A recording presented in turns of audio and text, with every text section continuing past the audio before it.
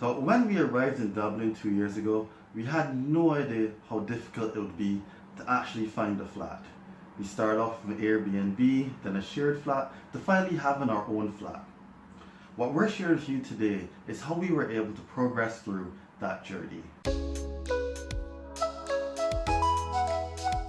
So, disclaimer first of all, of course saying we found a dream flat in just one viewing seems pretty unrealistic. We probably were just also incredibly lucky, but I do think that a lot of the steps we took saved us a whole lot of time when it then actually came to viewing places, and that's how we found a place so quickly, because we did a lot of the work beforehand.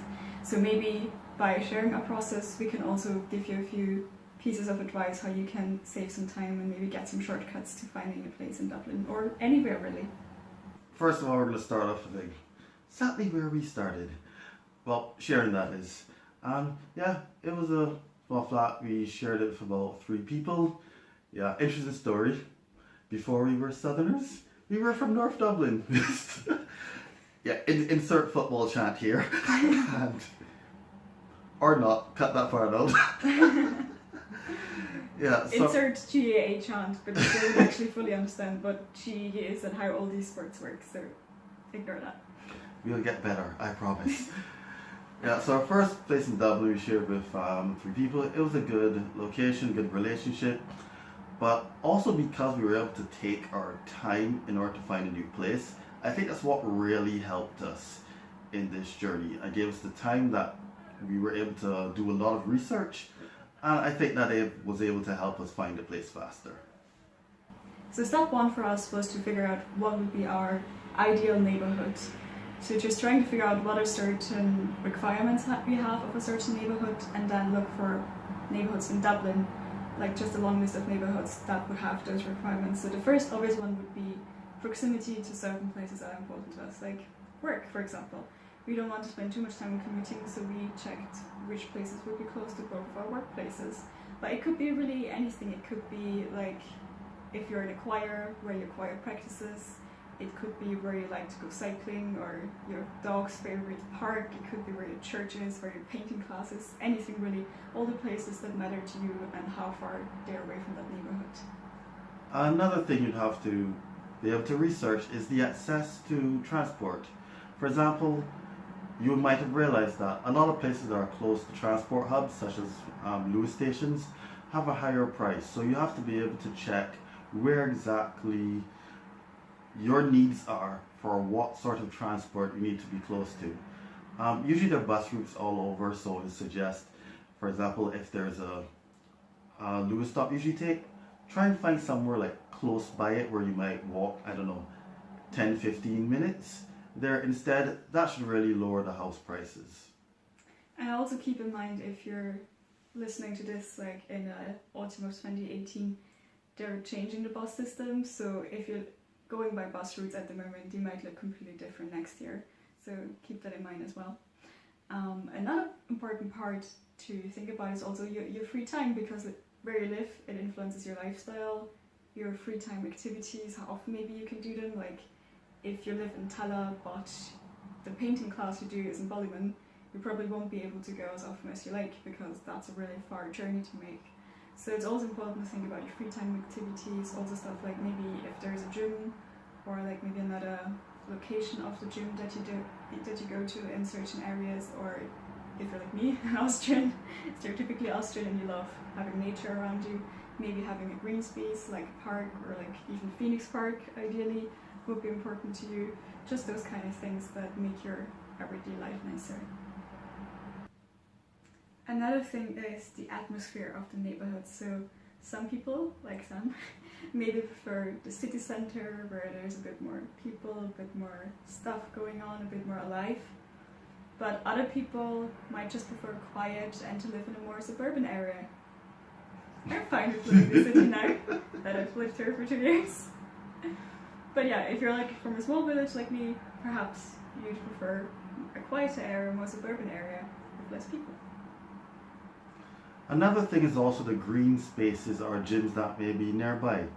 On our flat, we were able to have some downtime and relax by sometimes walking through the park, or, for those people who are inclined to go to a gym, Yes. Those people do exist, apparently. It's not me. But yes. If you have to take is your lifestyle one where you like to take some time out? Go walk in the park, go to the gym after work?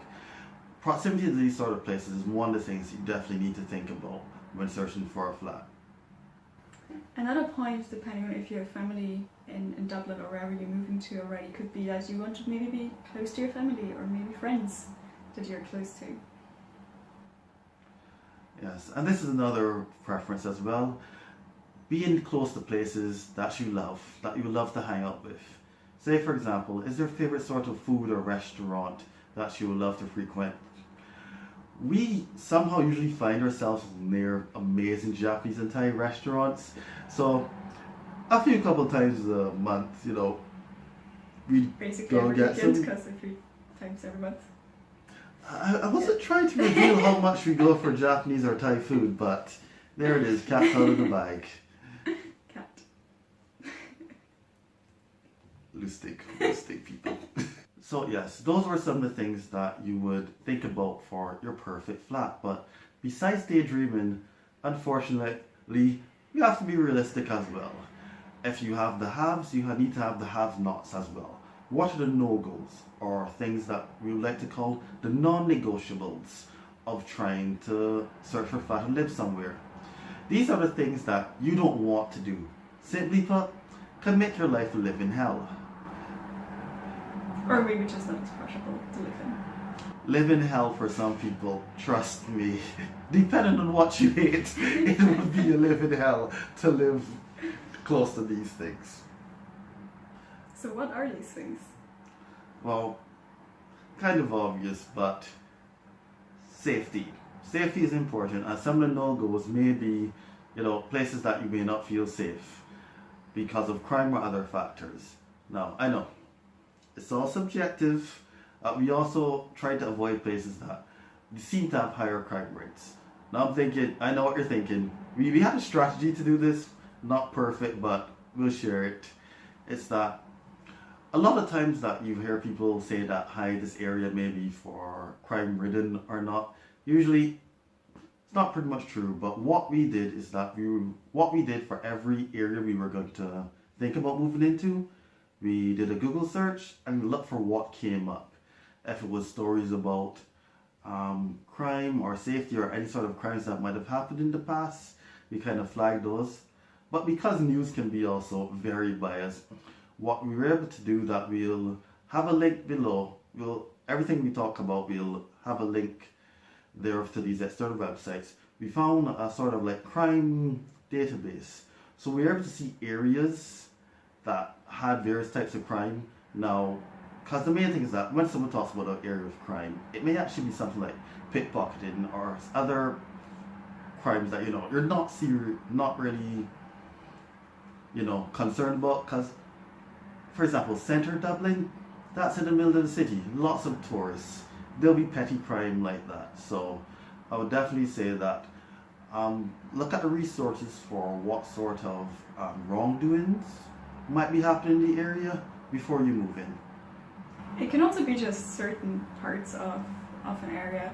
For example, when we first came here, we stayed in an Airbnb in Tala. People who live in Dublin might also be like, oh, okay, that's where the story's going.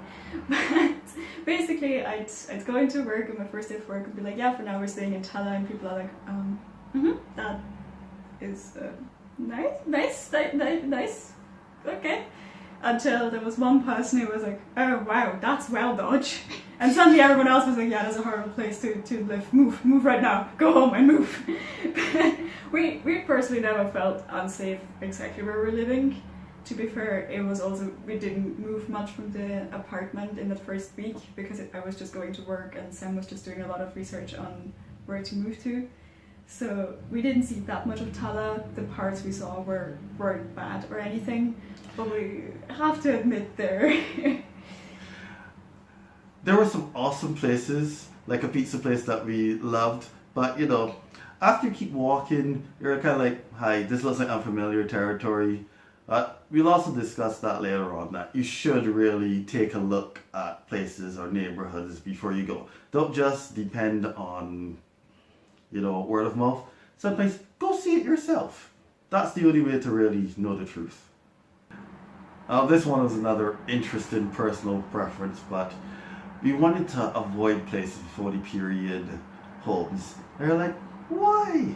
They had so much culture, but they were also built without some of the modern conveniences like insulation. Trust me, an Austrian person would educate you all about the wonderful types Double of... glazed windows forever! Yes, but it was our first year here, admittedly. Not used to the colder temperatures. Sorry, Caribbean person here. So yeah, I like my houses being warmer. My ideal temperature for a flat is where I can just walk about in a vest and pants.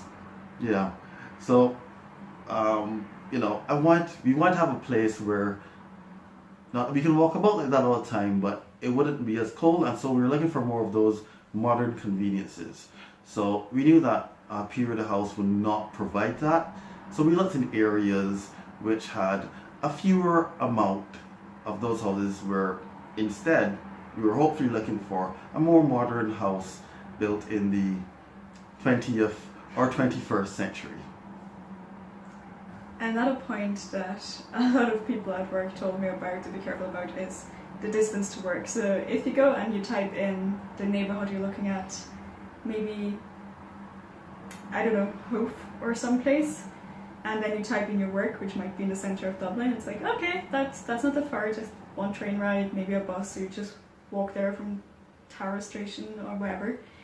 And then you talk to people who actually do the commute every day, and you realise it's twice as long as Google Maps told you it should be, because trains don't come on time, buses just go past you because they're already full, so you can't get on the buses. So what we realised is, because making the commute short was one of our biggest priorities, was that a lot of the areas just fell away simply because we talked to people who make the commute and we're like, no, we're not doing that. No 1.5 hour commute or anything like that. So that of course also narrowed down our list of potential places a lot, so that also depends on whether that's a sacrifice you're willing to make, or if your priority is to have less choice but also shorter commute. Yeah, added to that, we use Google Maps, or also like hittheroad.ie. That was a cool resource for also finding out the distance and different options to traverse around Dublin. And one of the final things that may be on one of your no-go lists is you may not just feel comfortable in the area. Sometimes it's just like a vibe or something that doesn't sit well with you, and when that happens, it just happens. Yeah, so you can't fault yourself, but if you're just not feeling the vibe and you're not in a desperate situation, definitely add that to the non-negotiable list. Another big piece of advice I'd give to anyone looking for flats anywhere is also consider neighbourhoods of the city you've never been to. Any city, especially Dublin, is so big, there's always going to be neighbourhoods that you never had a reason to travel to before. But maybe it actually does tick all your boxes, like the area we live in for us now. We'd never been here before, but it ticked all our boxes, and when we came here we were like, yeah, the vibes are right, this is our area, this is where we want to move. But if we didn't make that effort to come here and check it out in person, we could have missed awesome flats like the dream flat that we live in now. So our next step after that is to shortlist neighbourhoods.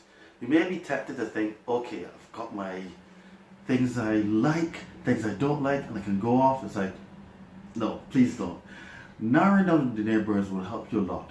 Remember that you want to have a better ideas of the neighbourhoods that you want to live in, so that you don't spend as much time checking out neighbourhoods which, if you actually get to the viewing, you really have no interest in living in.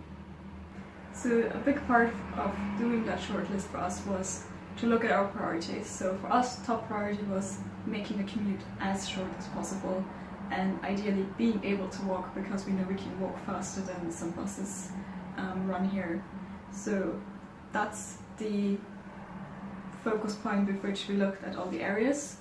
We checked the times on Google Maps and hittheroad.ie and checked, is this a time we're willing to commute to that area?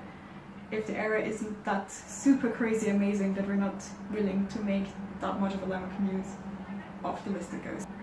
And that I think helped us really a lot to just have a few really good areas to focus on and only look at the listings in those places.